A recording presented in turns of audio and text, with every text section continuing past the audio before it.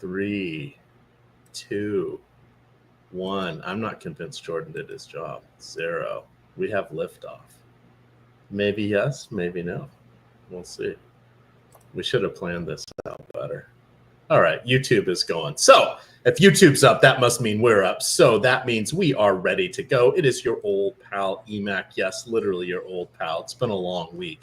I don't do hurricanes well, apparently. But I'm here, Matt. I'm back at the beach place because we lucked out. Sorry to all the folks in Sarasota. You got one. We got one. We'll call it even. Let's hope it doesn't happen for another 80 years again. But Matt, what's going on with you? Nothing, as always. Better now that I'm here with you, talking some Sunday Night Football, not MLB. I wish we were talking MLB because that's where the happiness in my life is right now. But Sunday Night Football, always fun. Only get a certain amount of these every year, 17 of them or 18 of them to be exact. So not the greatest game in the world tonight, but should be a ton of points. So here's an interesting thing. So I was reading a bunch of stuff this week because, I really only had my phone and no internet for a few days. So looking at my phone, reading a lot of ESPN, did you know that all 5 Sunday Night Football games have gone under so far this season? Now, I understand the Thursday ones tend to be lower scoring being on that short week, especially as we get into the season, but it was kind of interesting that all Sunday night ones. Now, to me, that's kind of a small sample size. I don't think it should drive anything. I think scoring's down across the league, but that's a known commodity. But the Sunday Night Football guys, technically, they're getting a little bit extra rest. Although a lot of times the way it shakes up, usually teams get 2 featured primetime games in a 2 or a 3 week period, just bouncing between Sunday night and Monday Night Football. But I found that to be interesting. Yeah, that is interesting. I take that as in a small sample size. I mean, 5 games. I don't really think there could be much of a correlation to unders in Sunday Night Football. Wouldn't be shocked if this game goes under. I don't love the over or anything like that. It's only 45.5. I just meant the Bengals defense stinks and the Bengals are really good offensively. So on paper, almost every game they play is going to set up as a game that could potentially have a lot of points. This week and next week, the Bengals play the Giants and the Browns, 2 teams without good offenses. So maybe, in those situations, the Bengals defense performs better than they have, but they've been one of the worst defenses and one of the best offenses, which is a perfect DFS combination. Their last 3 games, the Bengals have scored, I forget, it was 32 or 33 or more points. That's pretty impressive. They're averaging 28 on the season, coming into the kickoff this morning, averaging 28 on the season. That ranked 4th. So despite their 1-4 record, they've had a pretty decent season. We have Jamar Chase, who is 2nd in the league in receiving yards per game, 98.6. That means that there's only one person that's above 100 receiving yards per game. That's kind of weird in a passing league and wouldn't have been the case. But obviously, without Tyreek Hill having someone to throw him the ball, it becomes a little challenging. That's actually crazy. Yeah. Is it Jefferson? No, it's Nico Collins. Collins. Who didn't play today because he is injured. Yeah, is 113.4 yards per game. So the interesting thing about Chase is even though he has 98.6 yards per game, he has just 36 targets. He has 29 receptions. So he's on pace for his lowest per game stuff across the board, even though he's 2nd in the league in yardage. Now, he's not quite Alec Pierce, who was averaging, some ungodly thing prior to today of 28 yards per reception or whatever it is. But it was kind of interesting seeing that. So we'll get to this and more as we talk through this. I want to thank everybody for being here today. I see we've gathered about 500 or 600 people. So we'll get going in earnest here. Thank you all for hopping in here on a Sunday. It's always fun doing these shows with you guys. To give you a little bonus, Team Free Money has dropped in the DraftKings lobby, the $1 head-to-heads. I put 20 of them in there. You guys go ahead, take my money. I have like a 22% win rate this season in head-to-heads. Although today I actually had a really good main slate, my first winning main slate in head-to-heads on the season. So yeah, take that team-free money while you can get it from your old pal EMac. Want to remind everybody that, of course, we have a lot of fun stuff here that we're going to talk about. But one of the key things is the Stokastic Hall of Fame. I'm going to drop the link to that into the chat. But if you are repping the Stokastic avatar, you can get a chance to win a 1-month package at Stokastic. You guys get to pick that out. You can see all of the different details there, but we've expanded the Hall of Fame. This is per Dave Alocran. You know him better as Lofty D. Per his architecture here, he has created varying levels of the Stokastic Hall of Fame, but it all is predicated on you having that Stokastic avatar. There are half a dozen that you can choose from. You can download that to your computer or mobile device, upload that to your DFS site of choice, and check that out. Rep that avatar. You can now win up to 2 times per calendar year. We've expanded that as well. And the more times you land in the Hall of Fame, the more prizes you get, the more recognition you get. So check that out. That is the Stokastic Hall of Fame. All right, inactives here. Nothing too crazy. Let me get back to the page. Why did I talk about that and not have it up? There we go. So Tommy DeVito, Devin Singletary, Malik Neighbors are the key offensive players who are out for the Giants. This will be the second week that Singletary's been out dealing with a groin injury. Malik Neighbors still in the concussion protocol. He missed last week as well. On the Cincinnati side, Jermaine Burton inactive. Some would say when he's been active, he hasn't been doing a whole lot on the field, but he is now out. That's the only real skill position player that we were looking at here for Cincinnati. We've got, as Matt mentioned, a decent total here. The Bengals are favored by 3.5, about, depending on your side of choice, 48 or 48.5 fantasy points for the total. We kind of hit a little bit here on Jamar Chase. He is truly elite. Not a whole lot to talk about with him. It's mostly a 2-man show. T. Higgins, who missed the first 2 games of the season, has come on strong. He played 90, 64, and 72% of the snaps. In the last 2 games, he has 10 and 14 targets. So that is pretty good. Andre Yosevich, he has fallen off. With Higgins now back in the fold, he has gone 7, 1, and 2 targets in the last 3 games. He does have 3 touchdowns. He got those in the first, in weeks 2 and week 3.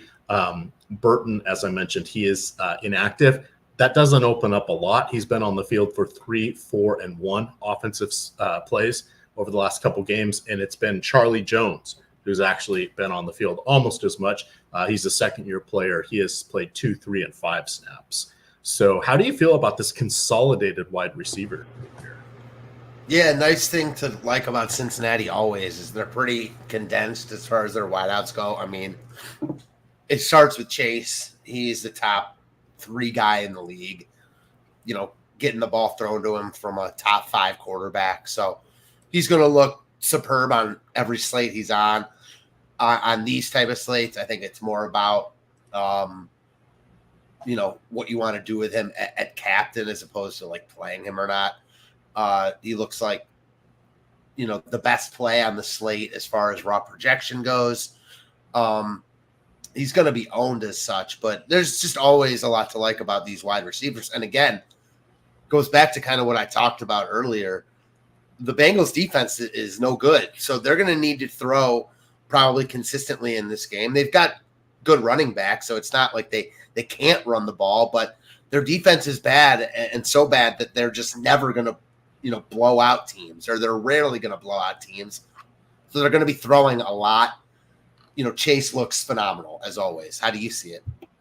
Pretty much the same way. And it just comes down to that efficiency thing here, which has me just a tiny bit concerned when we're looking at Chase. But he is going to be the main guy, right? He's essentially the alpha. T. Higgins is right there. T. Higgins always in the back of our mind. We're going to remember those 3 different primetime games where they were hiding injuries with him, and one he was completely ineffective. One he barely played, and then the other one he was an NFL player playing hurt. So, which is relatively common, but it's very consolidated here on this offense, which is kind of interesting. Burrow, of course, he was dealing with that wrist issue, so he was kind of slow the first couple weeks, but he has been really, really good over the last 3 games. He has a pair of 300-yard performances here. He has 10 touchdowns in the last 3 games. He leads the league with 12 passing touchdowns heading into today. So that was kind of interesting. Now, New York really hasn't faced a great quarterback yet. I guess we can say Geno Smith last week was above average. He threw for 284 yards. He is the first person to throw for more than 227 yards against the Chiefs. Now, they played against Burrow. They played. I'm sorry. I'm mixing up my teams here. Against the Giants defense. Sorry, guys. Long day today. The Giants defense has not really faced anybody tough. Burrow has been great over his last 3 games. As I mentioned, the only knock on him, he doesn't run the ball very much. He has just 11 rushing yards per game. He has not scored on the ground since week 12 of the 2022 season. In his first couple years, he had some touchdowns, but he didn't have any yardage really backing it up. So that's kind of the one thing that keeps him from it makes him a little tougher of a click in the multiplier slot, because you really need 250 yards and 2 touchdowns before he's even breaking even. He's fantastic in the flex spot, right? You want to build with that on DraftKings. And we're kind of talking DraftKings here because you got the 50% tax, both for the fantasy multiplier and for the salary multiplier, which makes for some interesting decision points. But we've seen the Giants who lead the league with 22 sacks. Again, Geno Smith about the toughest person they've faced, but it's going to be interesting to see what happens with Burrow here. Let's round things out with the tight ends, Matt. So Mike Gesicki leads the position with 21 targets, but 9 of those came in week 2 when Higgins was still out. We've seen Eric All Jr. He's a 4th rounder out of, I think he's out of Iowa. He didn't get any targets, though he did play. Didn't get any targets in week 1, had 4, 4, 4, and 2 over the subsequent 4 weeks. We know Gesicki, kind of a tight end in name only, is either working out of the slot, working out of an offset out of the backfield, or split out wide. So he's really not, he's not really the tight end per se. But you have Drew Sample, who's really the blocking tight end here. So Sample's going to be on the field around almost 50% of the snaps is the guess against the Giants pass rush. They're going to need him. But each of these players should be on the field between 40 and 50%. Cincinnati plays about 1/3 of the time with 2 tight ends on the field. But again, it's because Gesicki's really acting as a giant wide receiver in this one. What do you think about their tight ends here? And anything you want to mention about Eric All, the rookie? Yeah, so as far as tight ends go, I like Theo Johnson a lot on the Giants side. Like when I'm simming lineups, he's showing up in like a lot of my top lineups. And I'm just pulling up the leverage right now. Yeah, mostly as a flex play, but it just goes to what I was going to say earlier that I forgot, which is my bad. When I run the Sims, it's showing a ton of Chase captain lineups. So like, I think that just goes to show you the power of his raw points projection and his ceiling here. I don't think you have to captain him, but there's enough cheap plays on this slate where I think on paper, if I were playing cash games, he'd be my captain. All right. The running game for Cincinnati is kind of interesting as well. You've got Chase Brown. He is playing tonight. He was dealing with the quad injury, so he did practice a couple days this week, but has been cleared to play tonight. He has 3 touchdowns over the last 2 games, 2 rushing, 1 receiving. The crazy thing is on the season, he has been on the field less than half of the snaps of Zach Moss, which is wild. Yet somehow FanDuel and DraftKings both have Chase Brown as with the higher salary than Moss. So if we look at it, Moss it's basically about a 70-30 split. It evens up because when Chase Brown's on the field, the ball tends to be in his hands. So if that continues, if he doesn't re-aggravate that quad injury, that's great, but he still kind of needs to get into the end zone to really make a difference here. I think Moss has a better chance of getting there for rushing, and he's an adequate receiver. Both these guys are acceptable in all facets of the game. No other running back has seen the field this season for the Bengals. It's only been these two. Do you have a preference between these two? Yeah, I like Moss more tonight just because of the price tag. But like, if they were the same price, if they were the same price, I think that it's like a complete toss-up, on any given game. Who knows? Since Moss is a little bit cheaper, give me Moss. How about you? I'm leaning towards Moss. Bags are fully packed on the old best ball streets there with Chase Brown. I hate using that as an out. But when I look at the two of them, it's lining up reasonably well for Moss. Now let's look at their projection. So this was as of it was earlier today, but Brown was coming in with about 12 carries, about 53 yards, 2 targets, just shy of 2 receptions and 13 additional yards, about a 44% chance of a touchdown. Moss, eerily similar. 12 carries, 53 yards, right? So basically 1 carry and 3 yards less. Sees 1 more target, gets 1 more catch, and should see half a dozen more receiving yards. Also has about the same touchdown probability as his counterpart. So all those things created equal. One guy isn't as hurt, or everybody's hurt at this point in the season, probably right. in the NFL. But I'm leaning towards Moss because of that. The $500 discount on DraftKings, $600 on FanDuel is nice. You can play them both in the same lineup. I think both of them are worthy of being in the multiplier slot, but I'm leaning towards Moss. And I believe Moss is in my cash game lineup.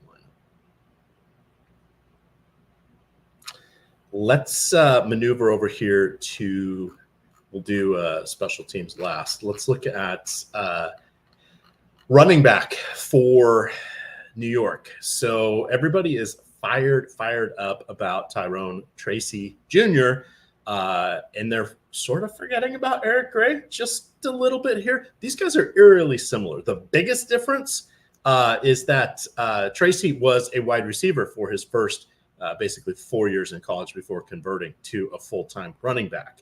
He played 5 seasons. Eric Gray played 6 seasons. Basically, these guys were both fifth round draft picks here. It's almost like they're mirror images of each other. Gray should have made a bunch of people nervous last week when he seemed like he might be the lead guy until he fumbled. And then Tracy just had such a phenomenal game against the Seahawks, my poor Seahawks, that they just kept rolling with Tracy. I think it's closer than people expect.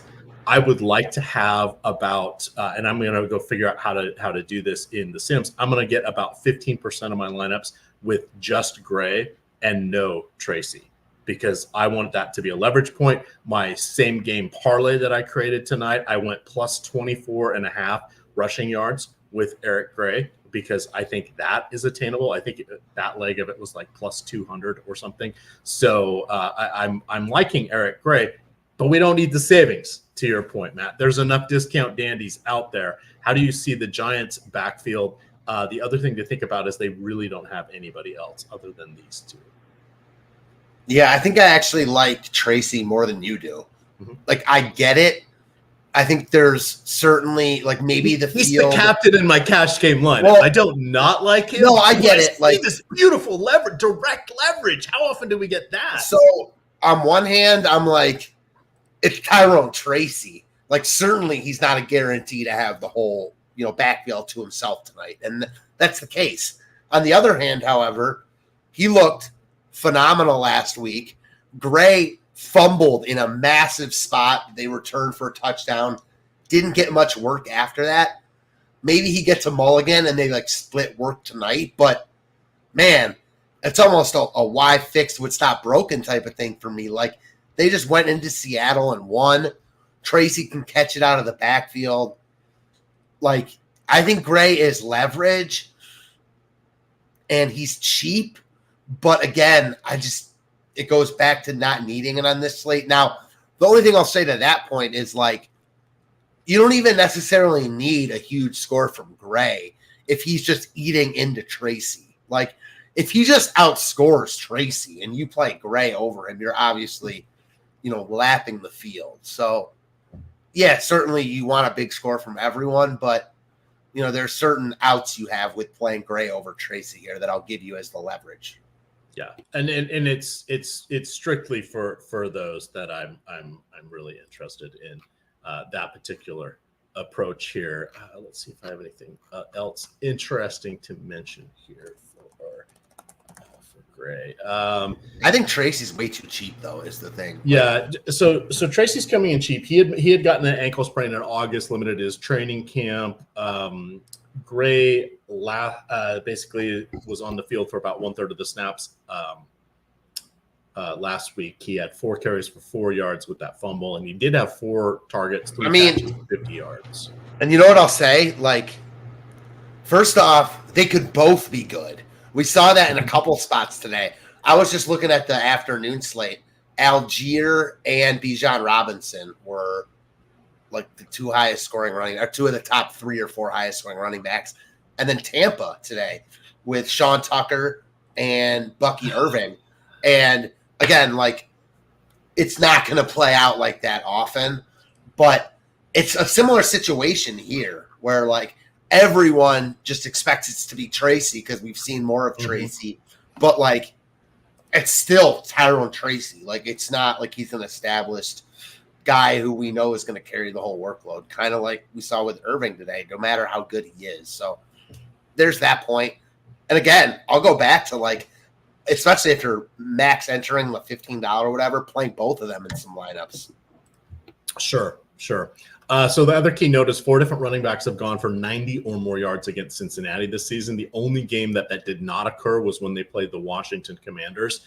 Although Brian Robinson Jr., Austin Eckler, and Jaden Daniels each rushed for a touchdown. So even though they did not allow a 90-yard rusher, this is not a good rushing defense. If we turn our attention to the passing game here, you've got Danny Dimes.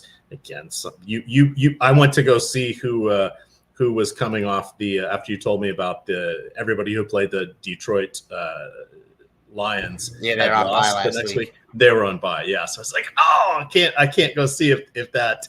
I tagged you on Twitter and something about that. Did you see that? Yeah. Okay.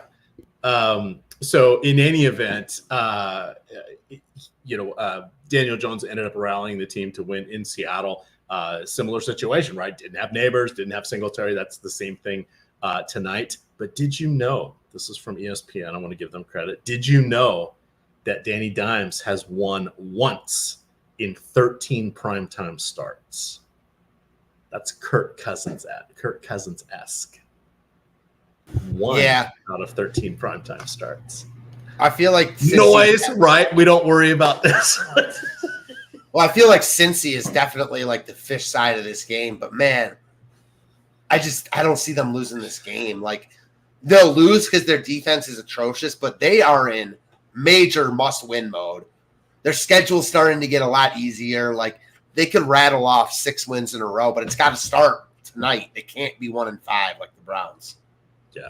I mean, come on. They almost won in Arrowhead. Yeah, they're close. But that's how the NFL lost is. In overtime to Baltimore. Those are 2 of the top teams in the league. So That's fair. But that's the NFL, though. You know what I mean? Like a lot of these games are real close. Yes.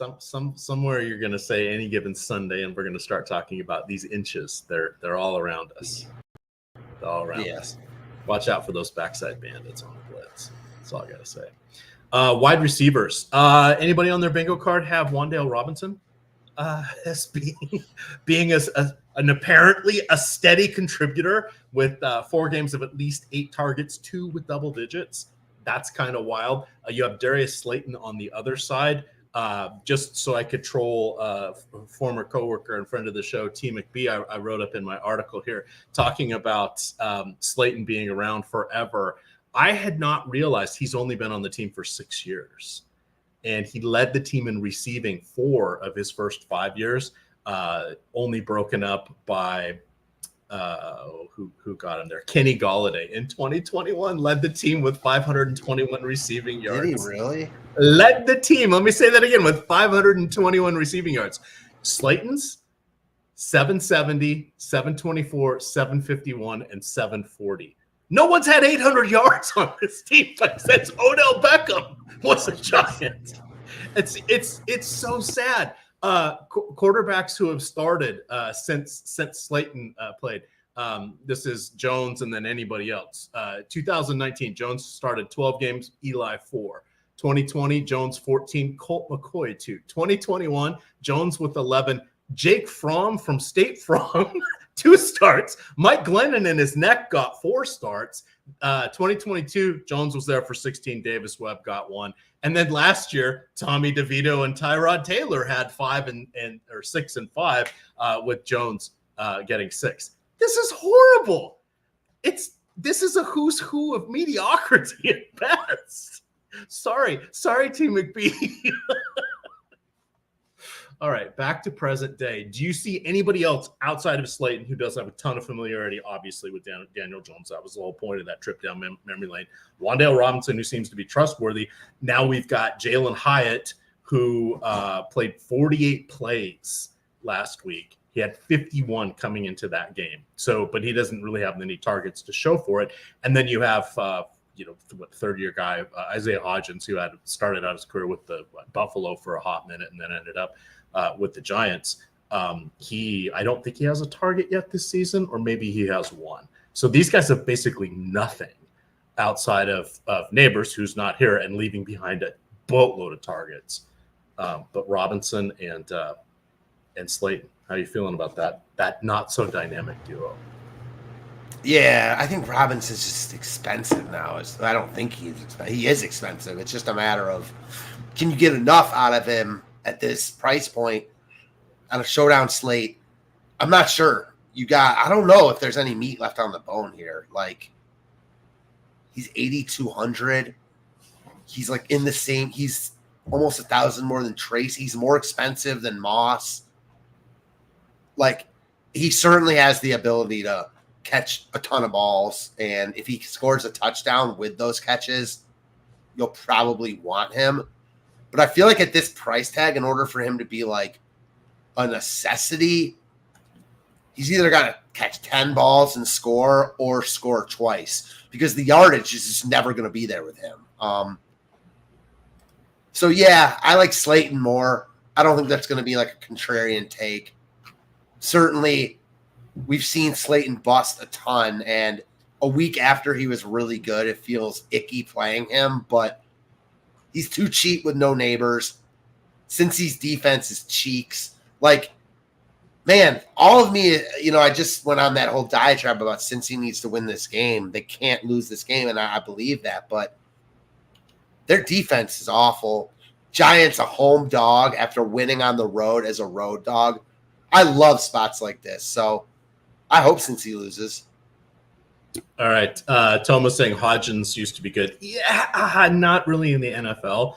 His first year, he played on 4 offensive snaps with Buffalo. His second year, he played on 17 before he ended up with the Giants. He was kind of a regular down the stretch there. That was when everybody was hurt. So we remember those moments. He also had 4 touchdowns and a 2-point conversion in his last 5 games that year. So for that brief moment when nobody else was healthy, he had his moments. Since then, he has a grand total of 2 touchdowns and trying to do some math in my head here, maybe 400 yards tops.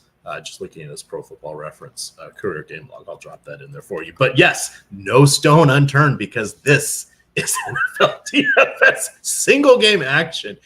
This would be where, and if you can find yourself a $200 baller that produces, like perhaps Vidal for San Diego. Yeah. The Chargers. San Diego. I knew I'm old. That's all there is to it. That's where we are. You were thinking of an excuse, and you're just like, I'm old. I remember my dad used to just mind like a steel trap. He knew everybody in the NBA. This is way before the internet. Knew everybody in the NBA, what college they played for, when they were drafted. And that was when the NBA draft was way more than 2 rounds. And then, he got to be about 50, 60, and he started forgetting the easy stuff. I'm like, how can you do that? You used to know all of this. He's like, it's just not there anymore. And I'm like, shit, now I think about it. Shout out to my dad. Thanks. Now I know what you're talking about. Tony Roten, University of Washington. There we go. I believe he had a triple-double for Philadelphia, if I remember correctly. But, yes, go Huskies. Go Huskies. Tight ends. So tight ends for the Giants, kind of scary here. So we have Theo Johnson he's gigantic, right? He's gigantic. 6'6", 260. Fourth rounder out of Penn State, played 4 seasons there. For his career, he never had a total of 1,000 yards. For his career, he ended up with like 890 or 920 or something like that. It wasn't a whole lot, but he has been getting the targets. Daniel Bellinger on the other side, he is the blocking tight end. And then Chris Manhertz is floating around as the other blocker. We did see Bellinger get a little bit of love his rookie year when everybody was hurt, but he's really mostly a blocker. So as you mentioned, Theo Johnson is pretty cheap. He's an adequate punt. I'm guessing he gets about 4 or 5 targets. So I think he's in play. The other guys are just absolute lottery tickets. I'm with you. I think that Johnson is he might be my favorite cheap guy. Again, I sound like a broken record, but the Bengals are going to be able to score because they have an elite quarterback, elite weapons, and they're going to be able to move the ball and score. So the Giants are going to be throwing. I like Tracy because I think he catches balls out of the backfield, and I don't think it's inconceivable that the Giants are winning this game, but they're going to need to throw. Johnson looks like one of Daniel Jones's top targets right now. He's cheap. The Sims like him a lot. The Tools like him. I think if he's not my favorite, he's right up there as one of my favorite cheap plays on the slate. All right, let's quickly hit kickers and defense. I see, chat, how many likes before I shotgun a Four Loko? I would probably die if I shotgunned a Four Loko. My shotgunning beer days are... I would pay money, actual human dollars, to see that. Well, let's put it this way. I think in my life I've had like 3 Monster energy drinks and probably 5 or 6 Red Bulls. That's it. I used to drink 8 to 10 Diet Pepsis a day. I don't even do that anymore now. Now I just have my iced brew. That's it. I did the booze. I feel like I'm hungover for 2 days if I have more than 2 drinks. It's just not worth it anymore. If I want to feel a buzz, I don't take a nap, right? I just get a little tired and a little goofy. So that's all I need these days. My brother, though, he used to be able to take a beer and just as fast as you could go back. That he was one of those guys. I've only seen 2 people ever beat him. One of them was a friend in college, and they would go head to head at parties because they were so close that you never knew who was going to win. Anyway, enough about that. So kickers, obviously, I'm going to side with Evan McPherson. Right, great name. That's all we got to say about that. He's actually a decent kicker. We can't forget that he had 14 made field goals in that playoff run to the Super Bowl. That was an NFL record. And then my nemesis, Greg Joseph. I said some very unflattering things about him in his last primetime slate. You know what he did? He made 5 field goals for the first time in his career. He had 5 field goal attempts for just the 3rd time in his career. What a shame. Play both of them. They're fine. Field goals are fickle as hell, but you can play both kickers. When we look at the defenses, the Giants 22 sacks this season. That's pretty awesome. Joe Burrow doesn't run, but he moves around the pocket until he gets sacked because he doesn't like to throw the ball away. That's a match made in heaven. Cincy defense, we've already hit on it. They're not good. They could always get, pick 6, scoop and a score or whatever. But, not so much for the Bungles there. But I think both kickers are in play, and definitely the Giants. We have 14 minutes here until lock. What now that we've gone through the whole teams, what are your the things you would like to highlight for those who are just now crafting the last of their lineups. So that's a nice tie into the special team. I don't like the kickers and Ds as much as I normally do. Okay. Kickers are starting to be priced up a little bit more, and their ownership is still is continuously rising. Just not sure this is the game for it. Could be, and I do like McPherson. I just trust that they're gonna let him kick in bigger spots. Although Joseph is the home kicker here, so I think it's pretty even there, especially with a slight price discount on Joseph. I don't love either D at all. Like, the Bengals aren't good. The Giants are fine, but they're going against Joe Burrow, no Kayvon Thibodeau, which is a big loss for their D-line. So I'm not on the Ds here. I like the cheap plays like Theo Johnson more. And the overarching theme of this slate for me is, like, Cincy's defense. It's all about, like, how Cincy plays here, because I think that in most games they play, they're going to control the tempo because their defense is not good and their offense is very good. So even if it's not shootouts because teams aren't scoring touchdowns, I think in most Cincinnati games, they're going to be able to move the ball with relative ease, and teams are going to be able to move the ball on them with relative ease. So even if we don't see like a shootout as far as score goes here, like a Tampa-New Orleans type of game, I'd be surprised if these teams, both of them, aren't able to move the ball. Much less surprised if the Giants are unable to move the ball just because it's Daniel Jones. But, yeah, I mean, anytime you have a Joe Burrow-led offense, you know, heading a defense that isn't good, I think you can expect success from both offenses. All right. I have made my 11 lineups that have Tracy but do not have Gray, so I like that. I'm going to now favorite 33 more lineups so I can upload mine. There we go. We'll download that.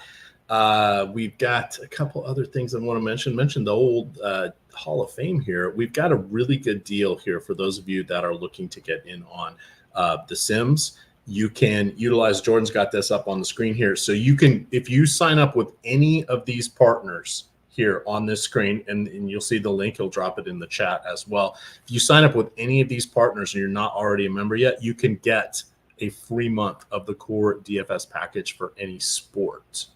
So, hey, basketball's right around the corner. We got football now. Definitely want to check that out. There is a similar offer with our sports wagering partners as well. But since this is the DFS show, we're putting in the DFS link here. So that is a really, really good deal. But you can see up there some of the different sports books as well. So, and some of them, those are sleeper picks, if you know what I mean, that you may not have vivid ideas or accounts, etc. See what I'm doing there? Rebet. Some of these I have not heard of. So you could sign up for those. Get a month here. Pretty good deal. Pretty good deal. All right, Matt, who are you most terrified of not having enough of? Who would haunt your dreams tonight if they weren't well represented in your lineups? T. Higgins. Can't play everyone. I like T. Higgins a lot in real life, but anytime you've got Jamar Chase fully healthy, he's always going to be the backup option, the Robin to his Batman, if you will. So Higgins is the guy for me. Yeah, how about yourself? Oh, I'm going to upload my lineups and then I will have an excellent answer to that. I am feeling that it's probably going to be Chase, Jamar Chase. I get that. Yeah, I feel like it's one or the other makes a lot of sense there. And I see Steven Leibowitz is saying he's salty that he missed a 4-leg parlay by one receiving yard. I just got to say, I feel his pain so bad because 2 nights ago or whatever, I had I threw this in. I don't even know why. I had a 5-legger. It was like all the unders on Yamamoto and Darvish. And I missed it by 1 strikeout. And man, it was a nice payday. It was a nice payday for a 5-teamer. So a 5-legger, I should say. So I feel your pain.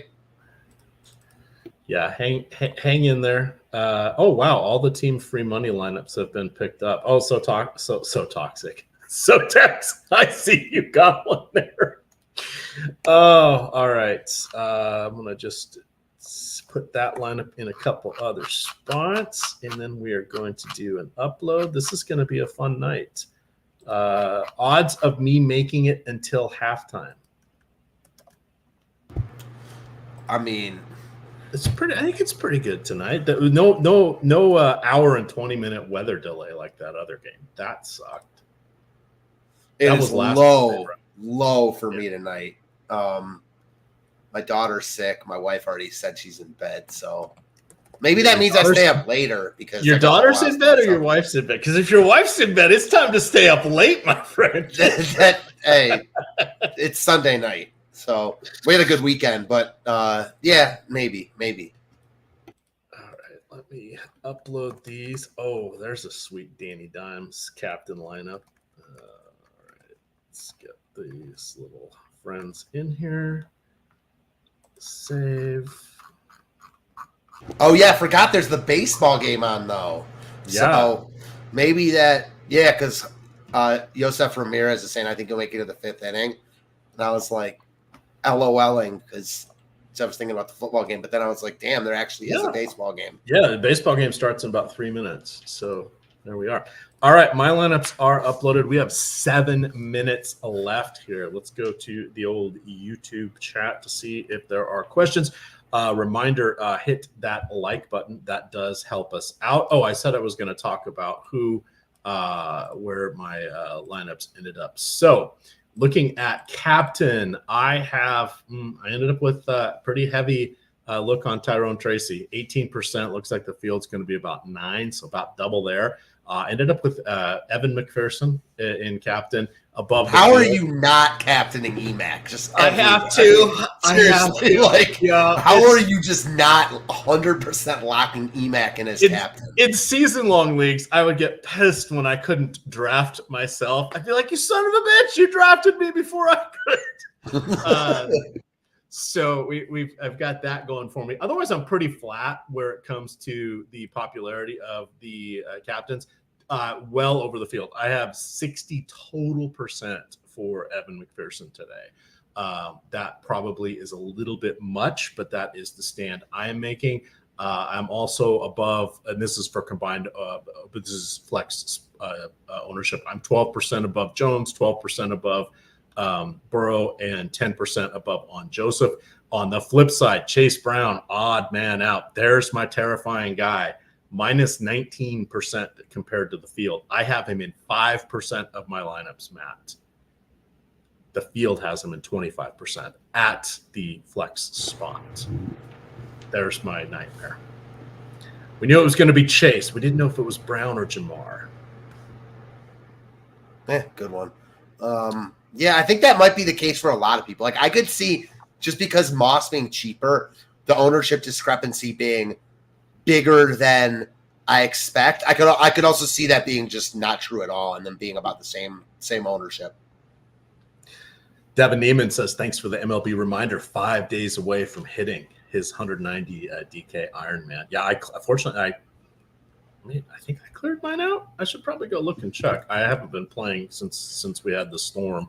I entered just enough to get my last hurrah there, but at least we still have 4 games for there's plenty. You probably got mathematically 11 days of games at a minimum left between the division championships and the World Series. So let's hope we get all 11 of them, and Cleveland's in there. It would be fun. Let's see. Shout out to Guitar Z-Man. There we go with Sotex. Oh, I didn't send Melissa a lineup. Sorry, Melissa. I forgot to. Maybe she'll send me one. She's probably mad because I beat her in the last one. Seth is avoiding me as well. I see. Let's get that. Someone's asking if they would play Gray as a captain. Oh, yeah, wow, we're on the same page there. I personally wouldn't, but I've seen crazier things happen. So not for me, but I don't think it's the worst play in the world. Like the 3 tight end lineup for the Chargers, I believe it was. I think Was it Neil Orfield won or came close or talked about it on the stream, and then it ended up winning or something like that. That was a crazy one. We talked about the crazy awesome offer here with the Hall of Fame. See how I did segue right back into this. We talked about how you could get 1 month of your choice of the Stokastic Core package by signing up through many of our partners and affiliates. So you guys can check that out. And then the other thing I want to remind everybody is we've got, just if you don't have any sites left to join, we still have our NFL packages. Basic ones start for $20. You can build out on the core packages, build out up to 10,000 lineups in the Sims. It takes about 60 to 90 seconds to do that. This is a lot of fun, very powerful tool that is changing the way DFS is played. So, but if you can't get in on that, the Stokastic lineup generator, very nice facsimile, especially if you're just going to play 10 or so lineups, even less. I like the lineup generator as well. What else do we have here, Matt? Do I answer the last couple questions? Someone says, sure. Am I dumb for getting to Chase and Higgins and no Burrow and DK single entry? I think that's probably a little bit too out there. If you're playing like the big, 500K or 300K to first, whatever it is, and you want to get weird in single entry, I think if you're playing Chase and Higgins, you probably want Burrow in there. I mean, I guess if you're not captain in Chase or Higgins, it doesn't matter. I mean, I don't know. How do you see it?